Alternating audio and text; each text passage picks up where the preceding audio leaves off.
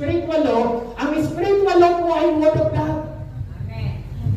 So kaya kapag alam yung authority mo, kaya sabi niya ni Jesus Christ, He cast out the spirit with a word, and healed all who were sick.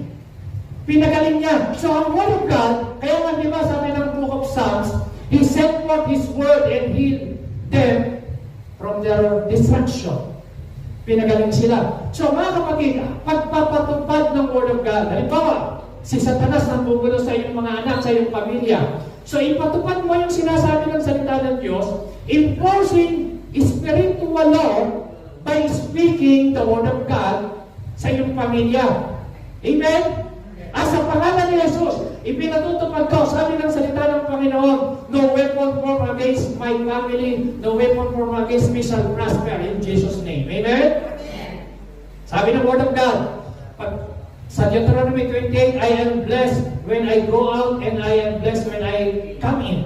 So, pinatutupad ko sa pangalan ni Jesus, I am blessed. Amen? So, enforcing. Pag may mga sakit, may karamdaman, ipatupad mo, enforcing the law. So, ang ating, naintindihan niyo mo ba? Ang ating responsibility and obligation is to enforce, ipatupad namin ang spiritual law. Ang Word of God is spiritual law. Amen? So yung mga polisiya, mga kapatid, meron silang authority and power na ipatupad ang law dala. Ganun din po tayo. So, problema natin, kapag hindi mo pinatutupad, ini-enforce yung law ng Panginoon, spiritual law.